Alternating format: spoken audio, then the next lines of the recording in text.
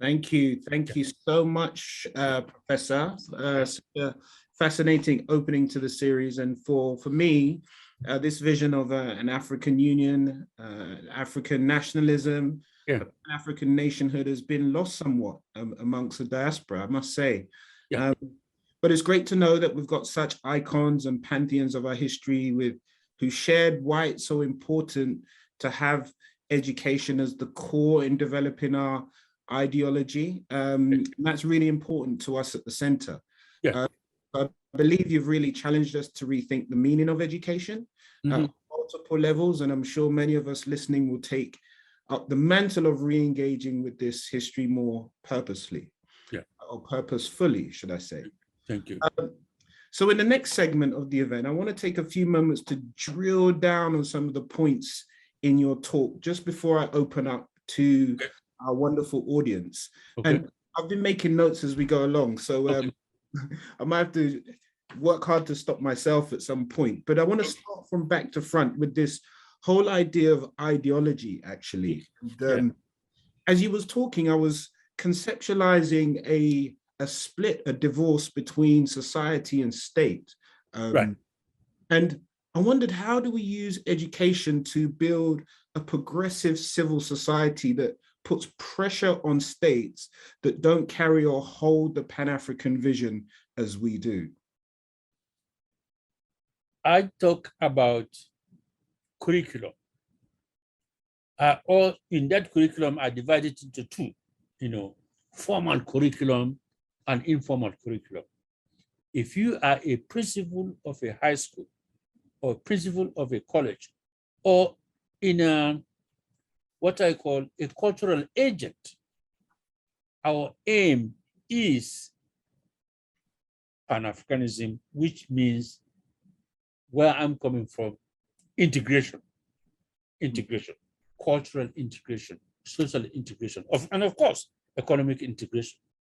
So my idea is that each institution, each cultural agent should propagate the idea of integration, the idea of transcending our, I don't like to use the word tribe, but transcending our micro-nationalisms, okay?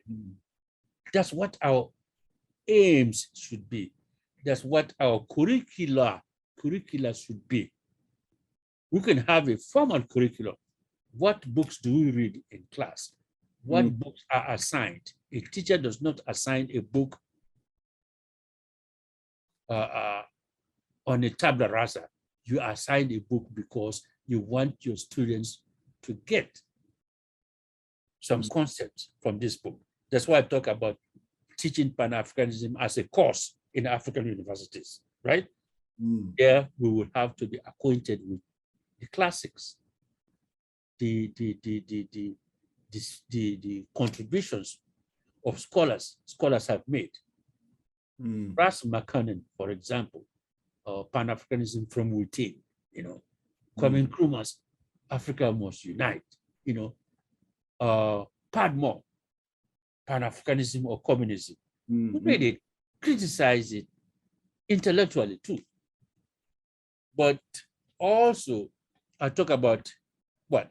Informal curriculum, principle of a school.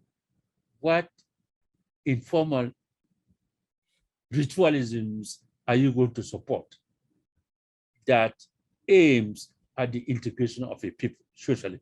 Say, I think we'll go to universities, colleges, and so forth, get your A's and B's in classes, but we also do other things outside of classroom. We used to have what we call Pan-African Study Group. This is beyond the formal classroom. A group of friends of mine who have a Pan-African Study Group.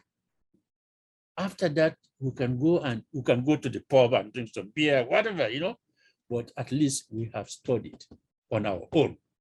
Right. Outside of the school curricula, outside of the school requirement. This is our own. So my argument is that educational institutions, African people have to be astute Good. Do your formal curriculum. But if your aim is for the development, for the betterment of African people, then we have to study. We have to study.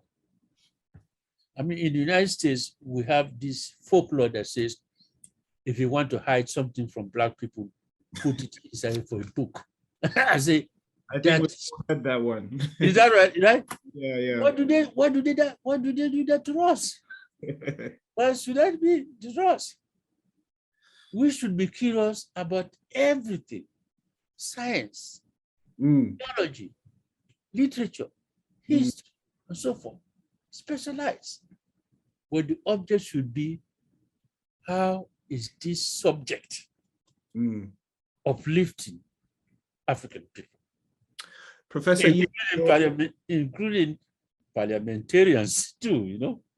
Well, Professor, I just want to interject there because you're raising some really, really salient points. I mean, particularly around informal institutions, because we are one, right?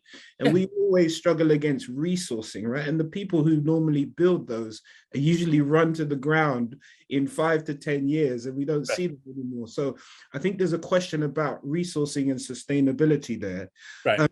But I want to touch on 2 very quick points, because reading your book, you outline really powerfully the concept of micro and macro nationalism. And I think it's really important for you to understand, for our guests to understand what you mean by that, because some of us will be coming from different African states. Some of us are born in the diaspora. Yeah. It's very hard to connect with the idea of Pan-Africanism if we're still trapped in micro-national paradigms. Okay, good. I think it's a good point. It's a good point.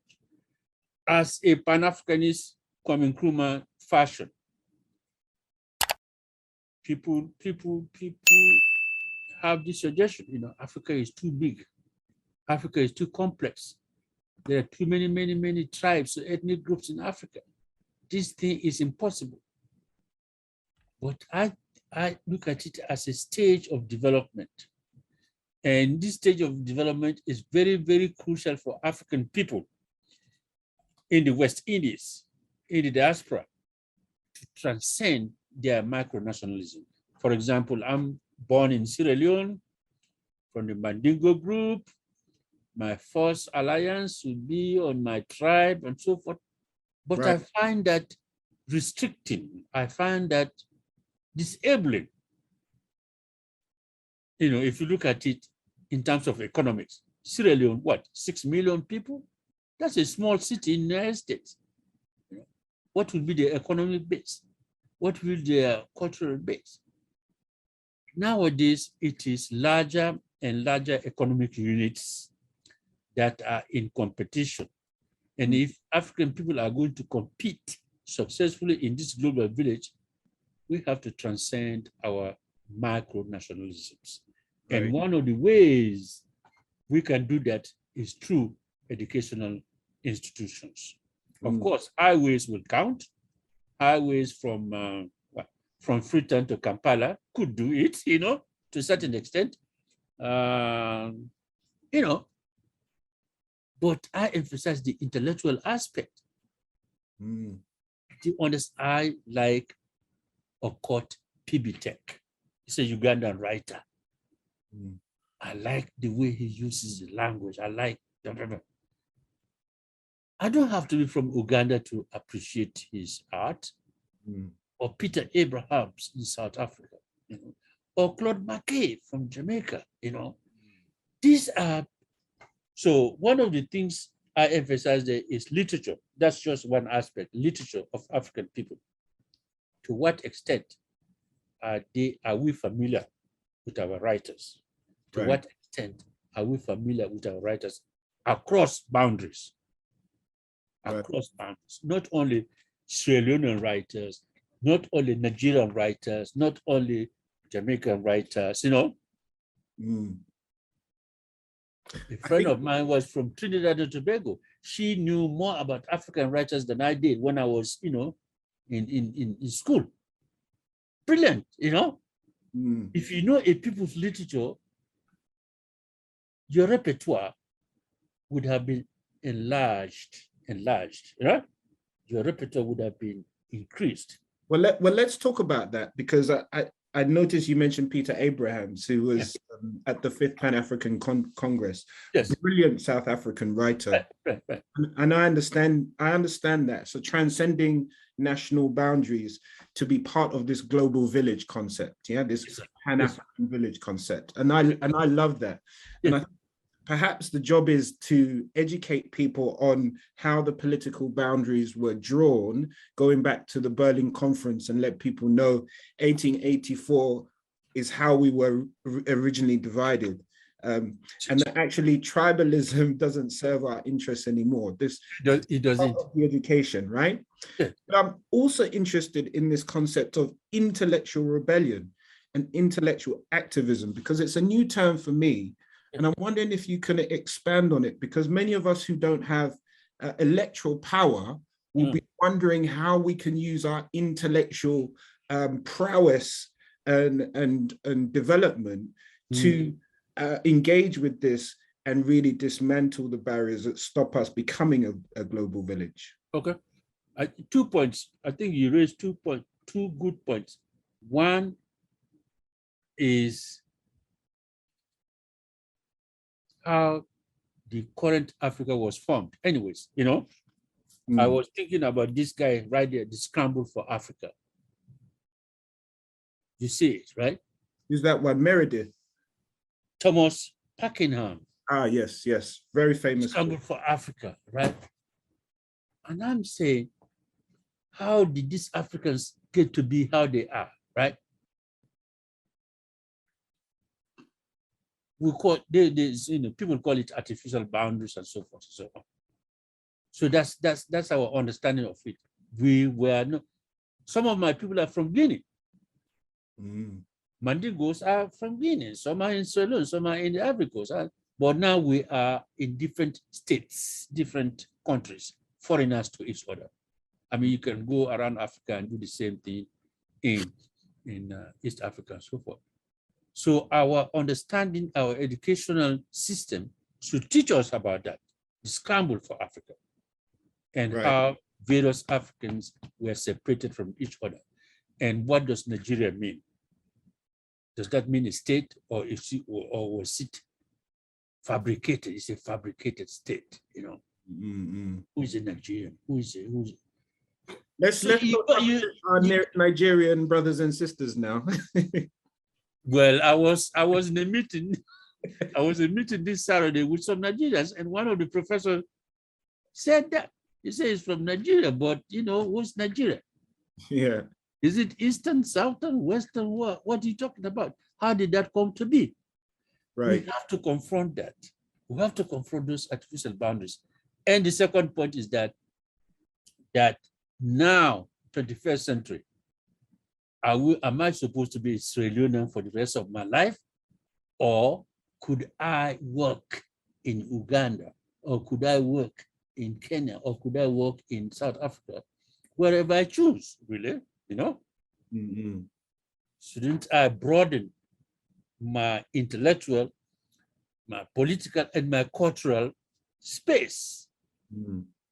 So when I talk about African people in the global village, I'm talking about them enlarging their loyalties, their repertoire, their understanding of what Africa is. I don't have to. I love that. In Sierra Leone. I don't have to stay in Sierra Leone. I could come to Jamaica. I could come to Trinidad and Tobago, and feel cosmopolitan, and feel that's where education comes in, right? And feel at ease to speak. Yeah. So this reminds me of some of the work of Kwame Appiah, famous Ghanaian philosopher, who we call a cosmopolitan Pan-African. I read his cosmopolitanism, even though I have some problems with that, because, Well, his concept is his core concept, I guess, is similar to what you're saying, in that Pan-Africanism being expansive and inclusive, right, of all cultures. But at the core, we've got our own axiology and ontology that draws and binds us together as African people.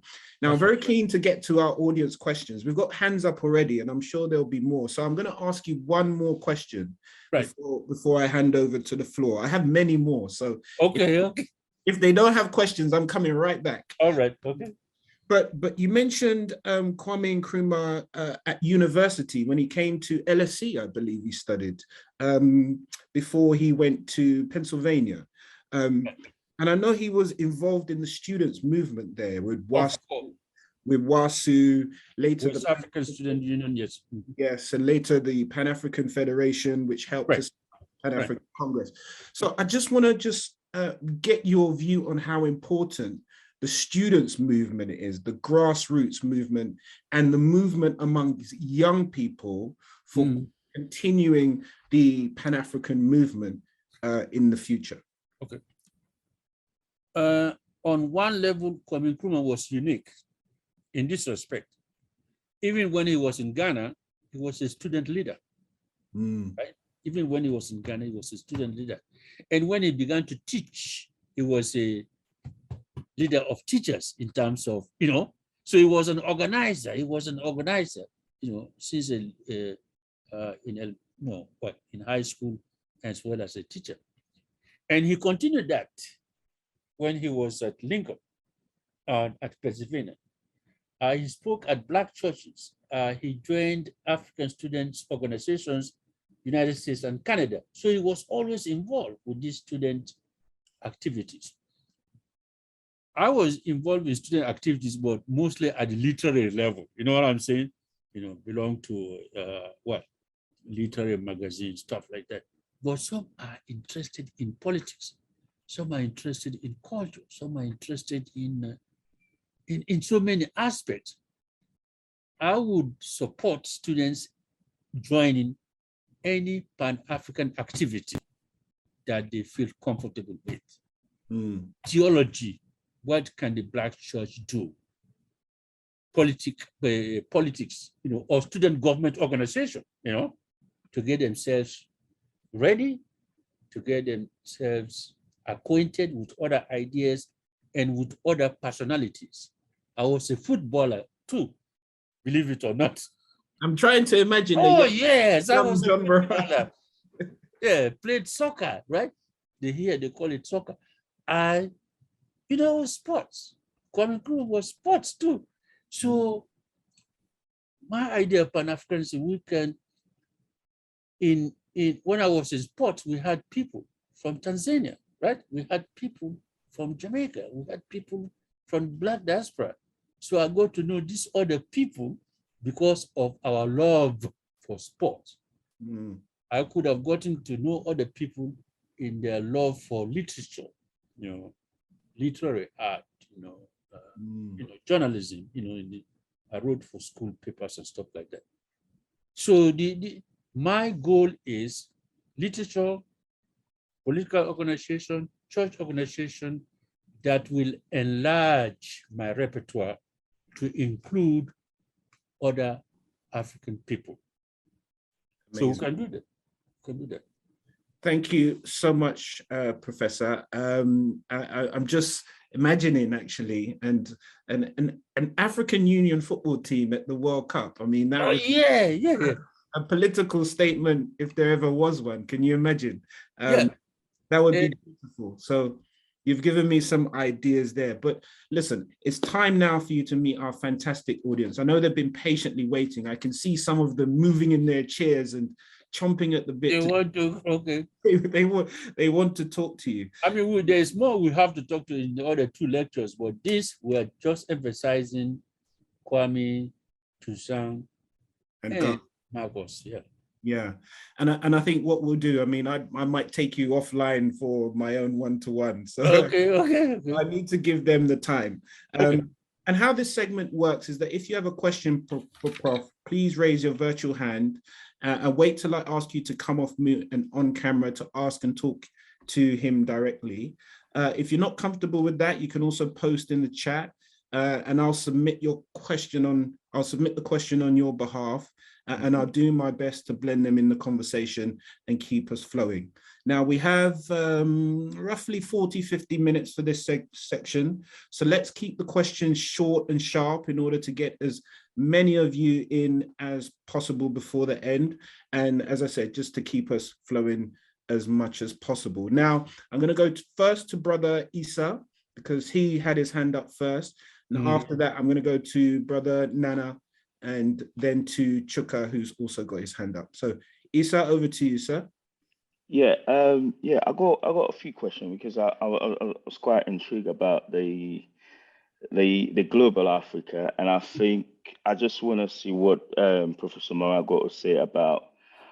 I think in present day we have to be, personally, I think we have to be very, very careful about global Africa in the sense that, yes, we want to integrate, which of course I am for that. But then at the same time, do you think our educational system should reflect our indigenous languages instead of us? Because I believe English is not my language, it will never be my language. And then also the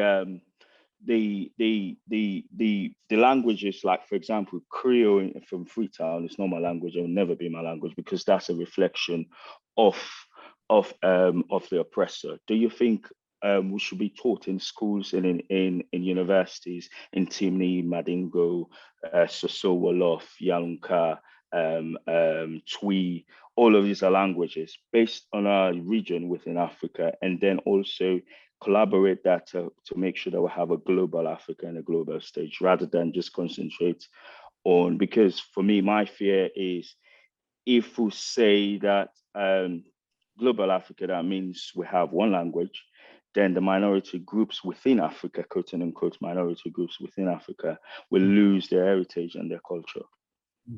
Thank you, Isa. That's a great question, Professor. Is that Isa? Are you're Isa, right? Yes, sir. From Sierra Leone? Yes, sir. Yes, sir. Oh, okay.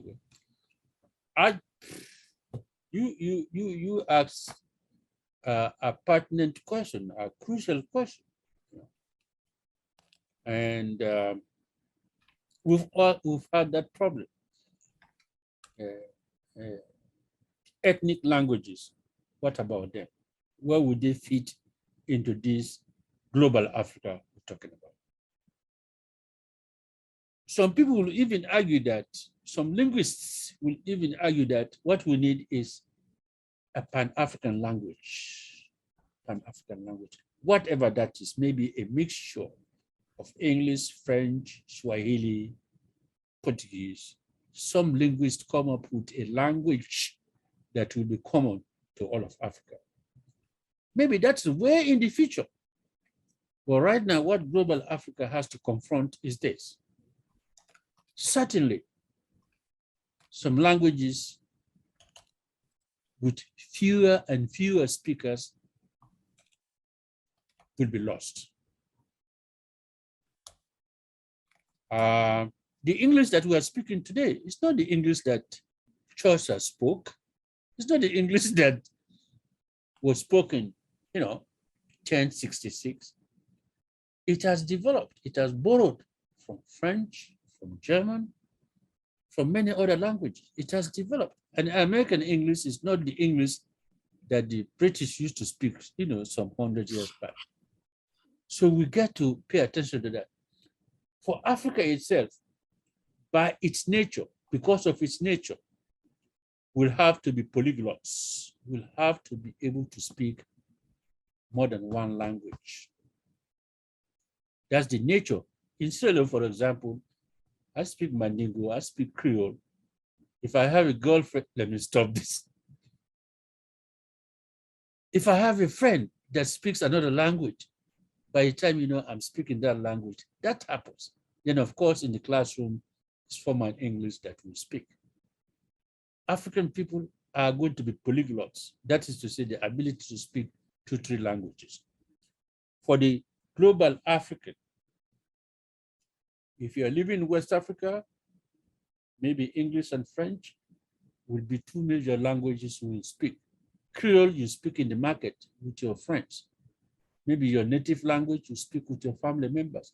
But we have to be transnational. We have to be transnational. In East Africa, maybe English and Swahili.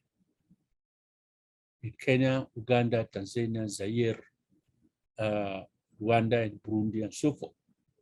Maybe you will have to speak those two languages plus your ethnic group. So we have to be polyglots.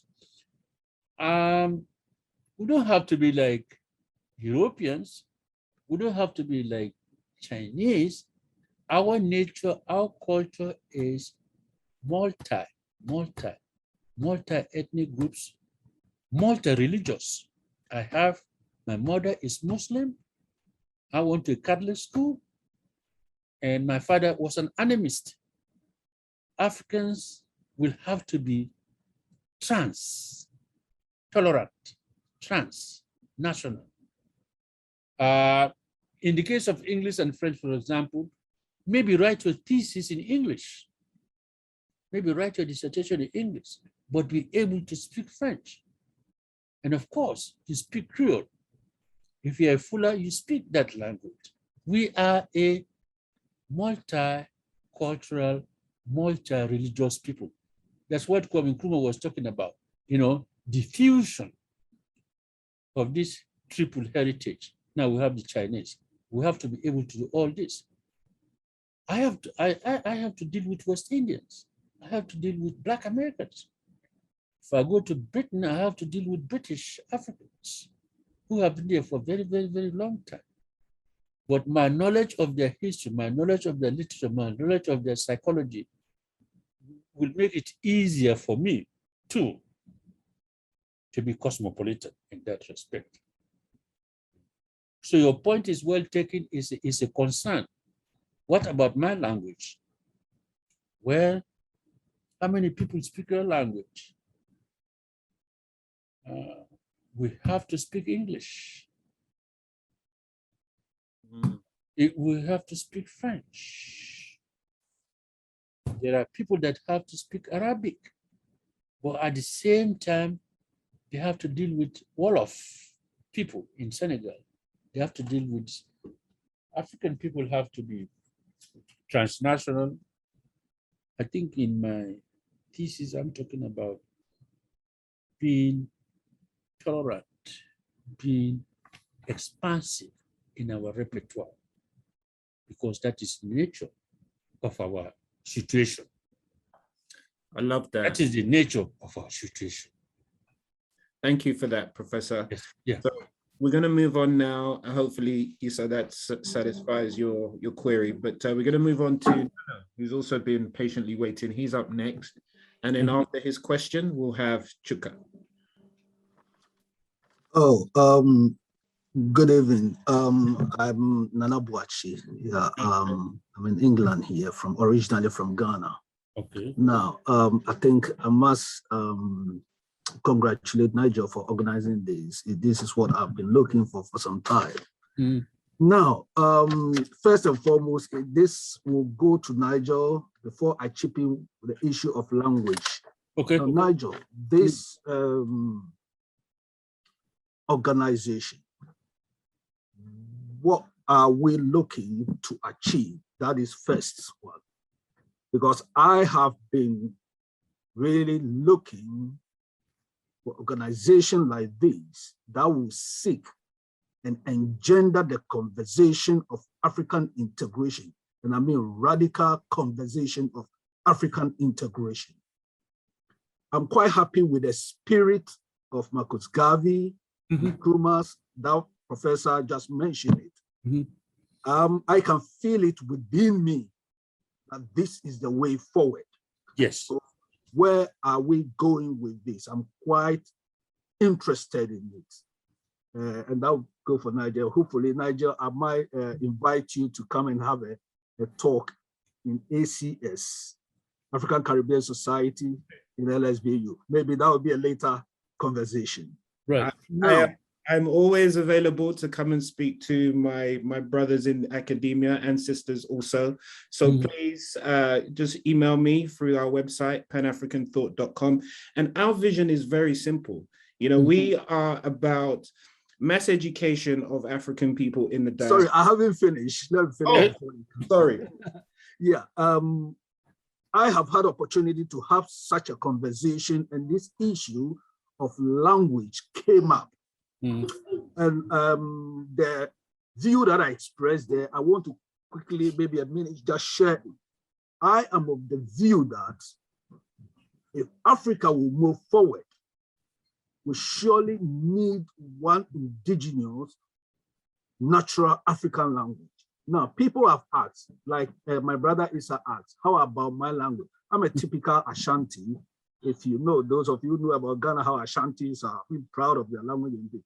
But the fact remains that even we have been speaking the colonial master's language for ages, yet we do not forget our own language. So there is no way that if we end up speaking one African language, we will forget our tribal languages. It is only in Africa that you have so-called Anglophones, Francophones, Lusophones, and so on and so forth. So I firmly believe that when it comes to the issue of languages, like Professor said, we should be able to dwell on one African language and we still keep our language. I speak about 3 or 4 Ghanaian languages, right? So, and when we adopt one natural African language, we will never forget our own tribal language, because we speak English and we've never forgotten ours. We speak French and Portuguese and so on and so forth. So I think the language issue shouldn't be much of a problem. The important thing is African integration, conversation that will engender, issues that will engender the conversation of Africa. African integration, it is what we need now. The spirit of Kwame Nkrumah, the Marcus Garvey, had never died, and I don't think it will die. I leave this for Niger because I have a lot, and I know a lot of people are yearning to talk. I have so much to talk. Thank you. Thank you, Nana. Thank you. And Professor, it is true. These division across linguistic lines do hinder us, right? It does hinder our ability for someone to go from Cape to Cairo, right, from Zimbabwe to Addis and study, right? So how does that happen unless we, dissolve those, do away with those, and find commonality in how we speak? I think the nature of Africa dictates that we speak several languages. It dictates that. Even before colonialism and even after colonialism. I've been to Nana's place, Kumasi, all over Ghana. We speak English. In some places they speak Twi, so forth. So the nature of African people, the way, I don't know, that's the history. We have to be able to speak 2-3 languages. Now, when it comes to academics, then we have to be selective. I'm saying in West Africa, if you want to do your thesis, probably specialize in English, write your thesis in English, or French if you're in the Ivory Coast, but also be able to navigate, also be able to cross over, be able to talk to other people. And that we can do by being polyglot. Even Kwame Nkrumah, he advocated the teaching of Swahili in West Africa, in newspapers and on the radio. He advocated for it. And when he was in Guinea, when he was exiled in Guinea, he took to studying French. That's a Pan-Africanist. I think one of the writers that have dealt with this, is James Ngugi, Kikuyu. He said he's writing in the Kikuyu language. Well, maybe in Kenya, Kikuyu, you are the most popular language, you are the most popular ethnic group. How about those that are in the minority ethnic group? How about them? Are they supposed to publish their novels and whatever in their tribal language? In their ethnic language? So at the larger level I'm talking about, we have to be polyglots. some people have suggested a Pan-African language. I see that way maybe in the future. But as we are in the 21st century, this point in time, we have to be mobile by being multilingual. And when you come to the university, writing your thesis, your master's thesis, your PhD, you may have to specialize in one of these major languages. Let that be Swahili, let that be French, let that be English. And if you really, really can do it, maybe you can do it in Hausa, in other, but you have to be multilingual. That's the nature. Yeah. Can I recommend, so there's two authors and professors here who I think have done some major work on language unification in Africa. One is Professor Kwesi Pra, and his research actually has basically come back to saying that there's 6 common languages across the continent who have the same family. Okay. Yes. So his thesis is that we could all learn from the same family, all those 6, and that we all learn parts of that, 2 or 3 of those to unify. And there's also another professor, Professor Obadeli Gambon at the University of Ghana, who's written very extensively. So I would strongly advise that you just Google those guys, follow the leads, and you'll get some fascinating insight into their research. I'm going to move now to Chuka because he's been patiently waiting. And for anyone else who has any questions, we have 20 minutes or so to go. So if there's anything on your chest you want to share with Professor, please put your virtual hand up now. And for now, Chuka, are you there? Hi, good evening, Professor, and thank you so much for Yes, a very illuminating perspective on Pan-Africanism. My take really is that in the conversation that sometimes it appears that the role of certain individuals who made quite significant strides over the course of the years within the Pan-Africanism or Pan-African movement are not highlighted as much, and sometimes it more or less like surprises me why. And if I was to give you a few examples, like Edward Wilmot Blyden, for example. Oh yeah, yes. And the significant role that he played, Henry Sylvester Williams. Hello.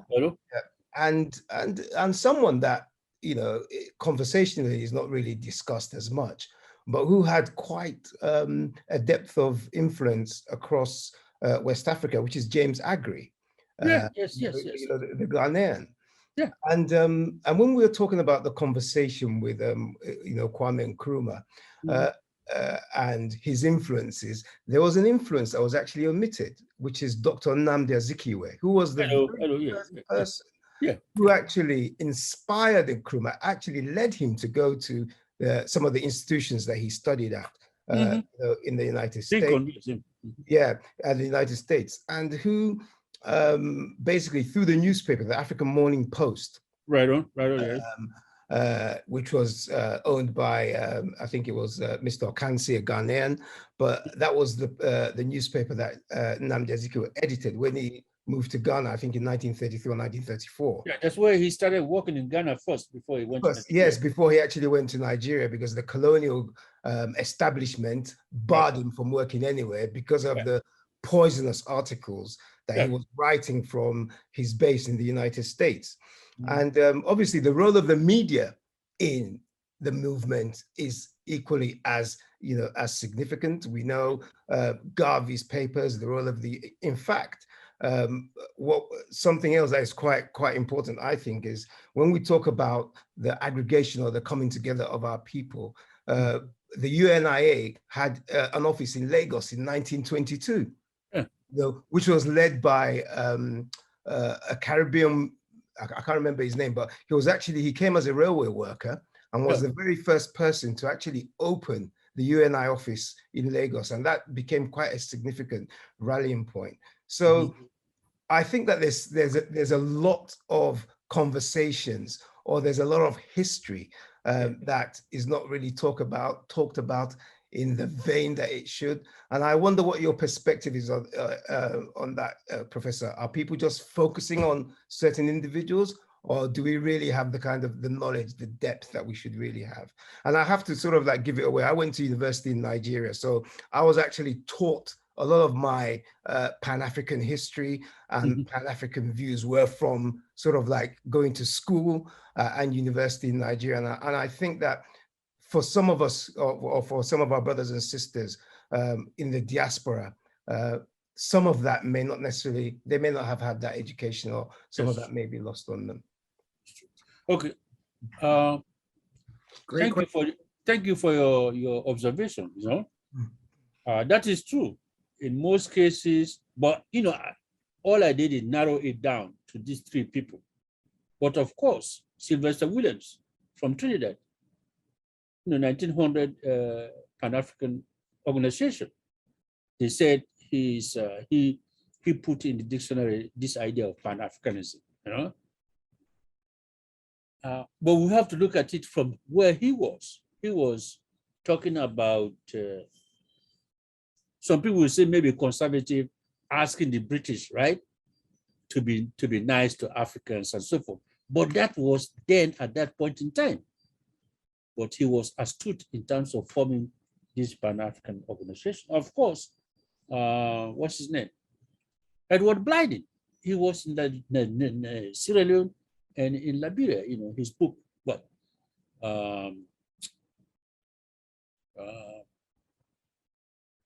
Islam, Christianity, and the Negro, you know, that's had a lot of impact in this idea of triple heritage. And he wrote a lot, and he studied Arabic and Greek. He was one of the, you know, he's one of the prime movers for this. And of course, for Mr. James Akre in Ghana, Nnamdi Azikiwe had been here for what, 10 years. Then he went, when he started working in Ghana and so forth, he inspired Kwame Nkrumah. So we have, and of course, his publications, African Renaissance, and his Odyssey, you know, when he was in the United States here, how he was informed by, you know, Black American historians at Howard University, people like Langston Hughes and so forth. So he had, you know, he imbibed this spirit and transmitted it not only to Nkrumah, but to other, you know, to other Nigerians that he helped or he inspired to come to the United States. So those people are all important. W.E. Du Bois, I didn't talk too much about him, you know, but he had Pan-African organizations, conferences, 3 or 4 before Kwame Nkrumah came to the picture in 1945. He died in Ghana, you know. Kwame Nkrumah invited him there. Ras Makonnen. So this guy is what? Guyana, Ras Makonnen. If it was not him, the 1945 Pan-African Conference would not have taken place because he was, you know, hotel owner and, you know, he contributed in that. So there's a whole lot of people in the Pan-African movement. I just narrowed it down to those 3 people, but I'm not oblivious to the contributions of all. Even in Great Britain, we had a lot of Jamaicans, people that they had their organizations, you know, West African Sea Men, you know, in London. So those people are all important. And if you talk about journalism, if you talk about literature, again, we have a lot of contributors to the idea of Pan-Africanism. Peter Abrahams was with them. If you go to Haiti, this idea of negritude on the French, in the French side, they're all contributors.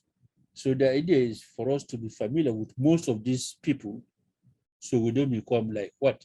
Hero worshippers, because there are other people that contributed to the thing in their own ways, some in terms of organization, some in terms of providing housing for meetings and so forth. George Padmore, you know, I didn't talk too much about it, but he was also one of the key players. So your point is well taken.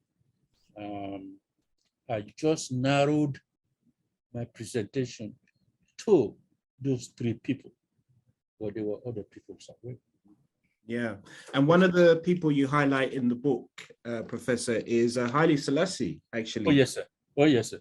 Who gave the speech at the formation of the Organization of African Unity, about the importance of a African university. So that's right. I wonder if you can expand on that while I collect some questions from the chat. Okay. No one else has their hand up, but I'm going to scroll through the chat and see if we've got any as we reach the home stretch. Yeah. So Haile Selassie, you know, people will have a lot of different attitudes towards him, right? Some people will call him an emperor, Haile Selassie. He abandoned Ethiopia when, you know, when it was invaded in 1935. If you really look into the Ethiopian state itself, it was what? It was a society that was dominated by a group, a slave group of people, you know, and that respect. But I singled out that speech that he gave out in 1963 that was published in Journal of Modern African Studies. I said he had a good idea there. Who wrote that speech for him or how he thought about that is very crucial. He said one of the things that is our problem is that we don't know each other. We should have a university where representatives of Africa will be present so that we get to know each other better, and that this Pan-African university should train a cadre of people for the development of the Africa. So I take off from that. We've got to have an African university, he suggested. I'm talking about African universities, and I'm talking about mass education, not only for the elite, but for the masses of African people. That is to say, for example, a college in Nigeria, a college in Ghana, a college in Sierra Leone should aim to recruit various Africans from various African countries. What's wrong with that? Teachers from Jamaica, teachers from Haiti, teachers from, you know, from the diaspora, so that we can get to interact with each other, so that we can transcend our micro-nationalisms. And there's an essay by, what's his name? Ravnel Sass, S-A-S-S. He said mixed schools equals to mixed bloods. That's his thesis. Where you have school integration, definitely you're going to have integration, biological integration. That's what he means. Mixed schools equals to mixed bloods. It might take a long time, but schooling education is one of the means of integrating a people, going beyond their ethnic groups. In the university, for example, in an African university, we have ethnic groups from the ethnic groups within the state. And we have other Africans going to that university. In Ghana, University of Ghana, we have Ethiopians going to school there. We have Sierra Leoneans going to school there. We have Ugandans going to school there. It's not, you know, like large number, but that is a beginning point.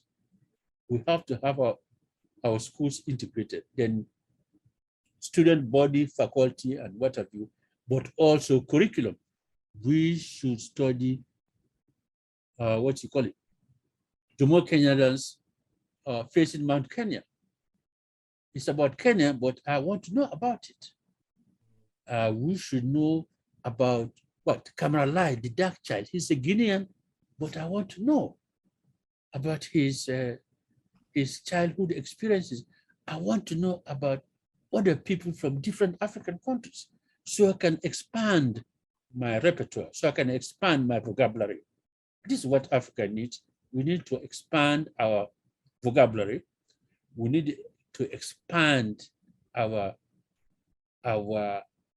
views of a nation. What is a nation? Kwame Nkrumah says, we belong to the African nation. So, Mr. Emperor Haile Selassie, that essay was one of my motivators. I said, that was what I'm looking for. Then I read Blyden. I said, this is the guy I'm looking for. Then I read Nandi Asugri. I said, this is what I'm looking for, you know?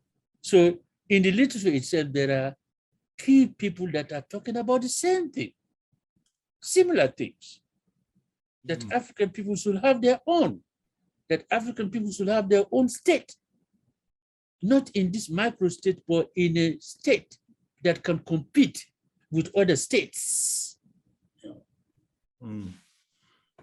So I'm gonna move us on. I'm gonna get to Issa, who has another question, but I'm gonna ask my own question, but I'm gonna ask it with a question from one of our listeners in the chat. In fact, I'm gonna ask her question first and then my question, and then Issa, then I'll come to you. So she says, what can Pan-African education look like in a country like Turks and Caicos, which is still under colonial rule?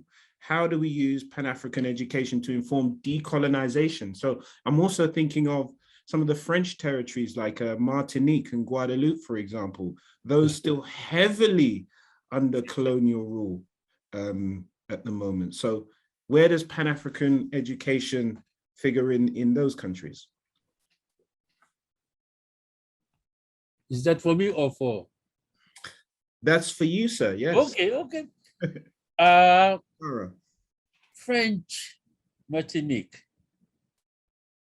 and those places or entities that are heavily French or Portuguese or some other foreign group. My intention, my idea is that, of course, be familiar with French culture, speak the French language, but not at the expense of your Africanity. Because even when you look at yourself as somebody from Martinique, how do you fit into the French system? Do you fit into the French system in total, or are there reservations made about you because of your African connection? I usually refer to the book on Senegal, Africans Learn to be French. Why do I have to learn to be French? Why can't I learn to be African? So be a Black person in Martinique, be a Black person in any French-dominated place, but look at yourself from a global perspective. Who are you in this French territory? In all aspects, and to look at yourself as an agent, not as a subject per se. I think we can do it. It's a matter of not disregarding, not obliterating that which is African about us. Yeah. I think this also speaks to your point about having informal education systems, what you mentioned earlier. So if this is one of your big motivations, I'd say then start a study group, start a cell group, just get together like Nkrumah did with his students and begin reading and studying the literature. So for me, that's one way in which we could piece it in and drip feed it into people's consciousness. I mean, there are African people all over the place. There are African people in Colombia, South America. They are South Americans. They speak Spanish, but they are different. So do the Spanish, do your Colombian culture, but see yourself from your own center. Who are you in this sphere, in this culture? This global village. Yes. Absolutely. Who are you? Yeah. So Issa, I'm going to come to you. I'm going to make way to you because I think it's unfair of me to ask my question. So I'm going to hand back to you and then. Issa? Yes. Quick, my brother, quick. Yeah, quick. So it's just two quick questions because I've been making notes. Because you said compete with other states. How are we going to compete with other states when we are heavily? How can we educate ourselves for us to think we are a novelty? We can have original ideas, because for us to compete and for other people to respect us in a global stage, we have to be doing things that are from Africa by Africans and are fit within the African culture. Like, for example, we have to be doing our own medical research. We have to be making our own medicines. We have to be doing our own research about our own people, developing things, developing defense, having our own. It might seem futuristic, but I don't think there's no way we can compete if we're still copying. If you go, I mean, it has to come from a center of novelty within the African community, and then we can compete with the rest of the world. So my other second question is, how can we get rid of the boundaries that limit people to get into this, into this African universities, quote unquote? If we want to have an African university in different countries, should we have a system wherein no matter where you're coming from, you're still going to pay the same fees as the people of that country? Yeah. Can I also add on to Issa's first question, which is a brilliant question, which is, now we are moving into different industrial ages, right? So AI, robotics, 5G.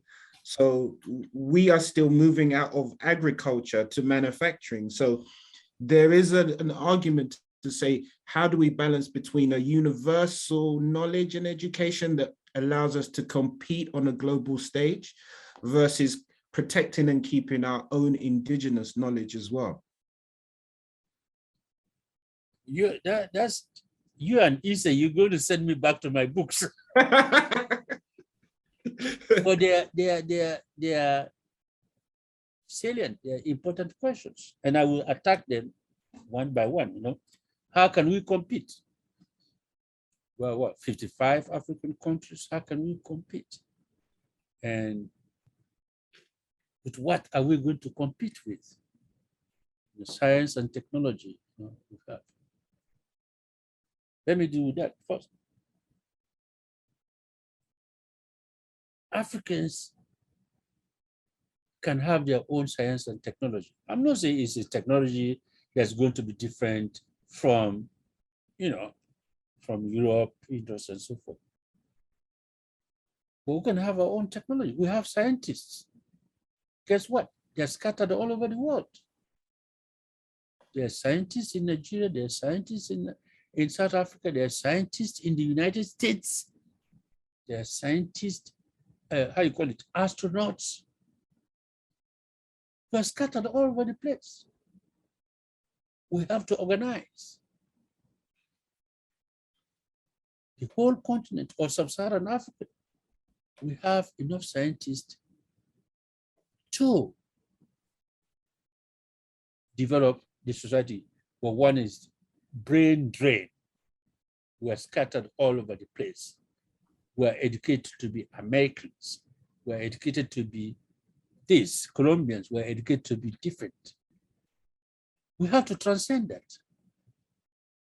So the idea of being able to compete scientifically with African unity, with the ability to transcend those boundaries, physical boundaries as well as psychological boundaries, we can compete.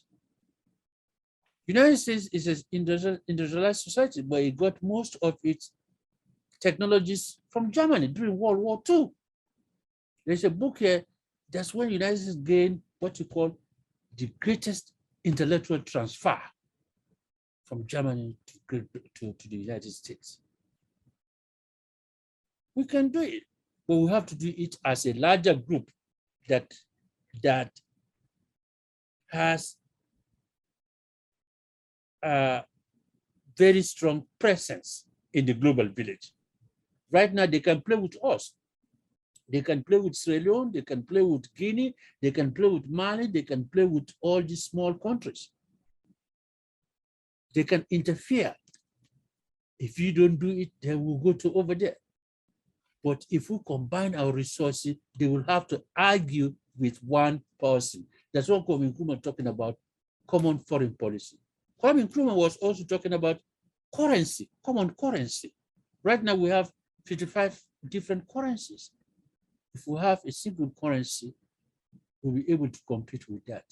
So Africans being able to produce, to develop on their own is not an impossibility. They have to organize. Kwame Nkrumah talk about that. Centralization of industrialization. We can do it. That's not a possibility. If you look at history down the road, there has been technological transfer. But we cannot expect technological transfer from our former colonizers and enslavers, right? If they wanted to do that, they would have done a Marshall Plan, just like the United States for Western Europe after World War II. We have to look for ourselves. Now, the idea of Pan-African University is already in existence. The African Union has what it calls now Pan-African universities. But these are mostly centers of excellence, elite, They have Pan-African University in West Africa, in North Africa, in Central Africa, in South Africa, in East Africa, for example. They call these centers of universities. My idea of Pan-African University will go beyond that. I'm interested in the masses of African people, not only in the elites that these African Union universities claim to produce. So your points are well taken, but they are not impossible for us to achieve. There are scientists, there are Black scientists, but where are they? They're scattered. Some are working for GM, some are working for these airline people, some are working for all, even astronauts. Or we are scattered. We're educated to be this or that, not to be African. So our education system have to be radically changed.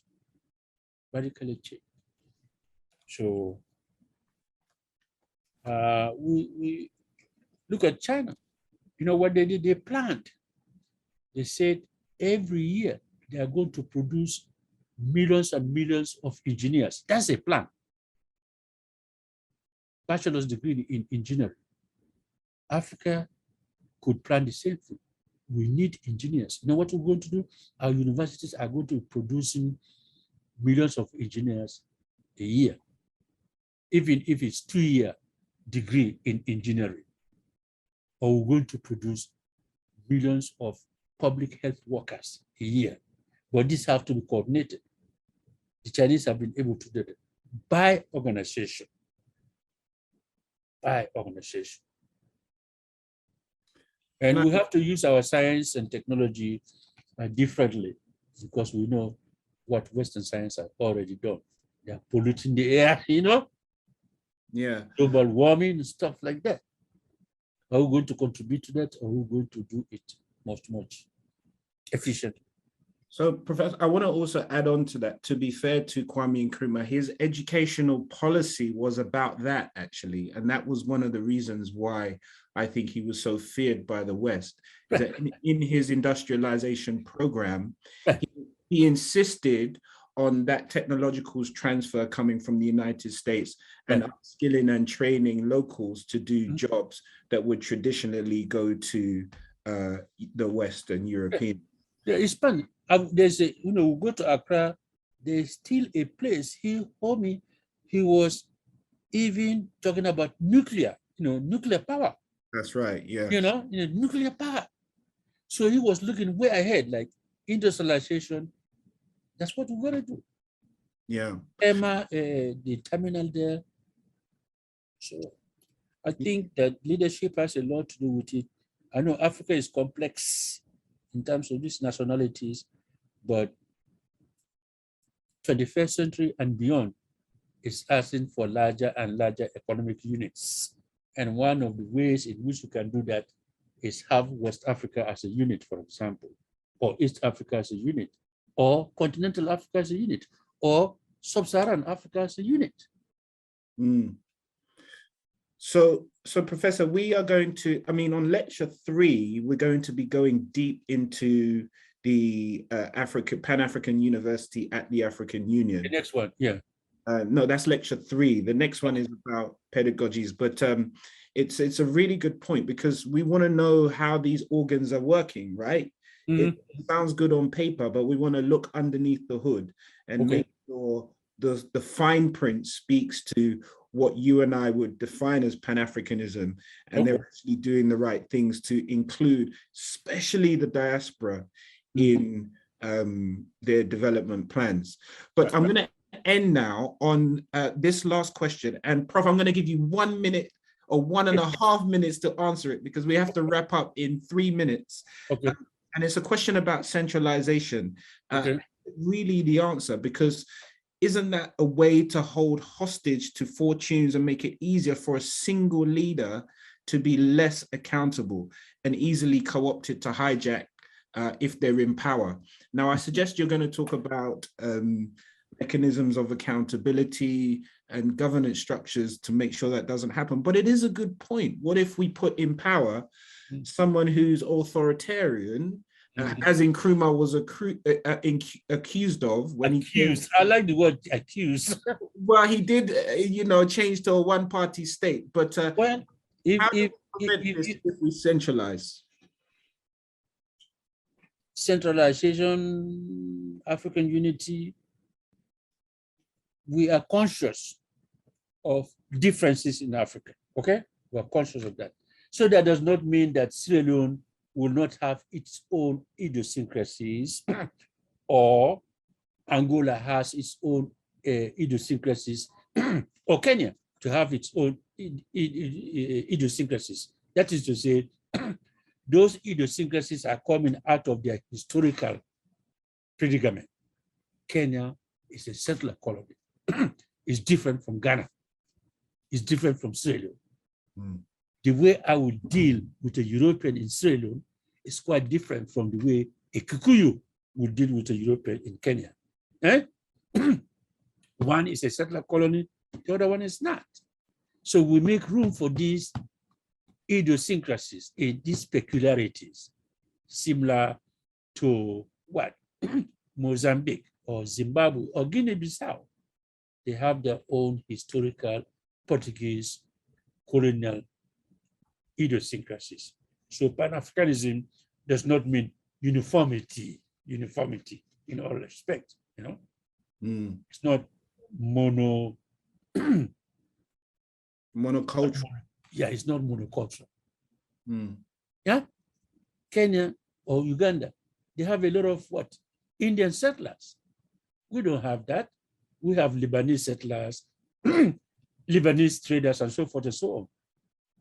So the Kikuyus will have to make room for Indian festivities, Indian characteristics. The same thing with South Africa. We have a colored group, colored race, and Indians and so forth, and Zulus and so forth. So we're not talking about homogeneity. We're talking about issues that transcend each of these idiosyncrasies. Highways are good. Education is good. And the major aspects of integration are good. So that's what we're talking about.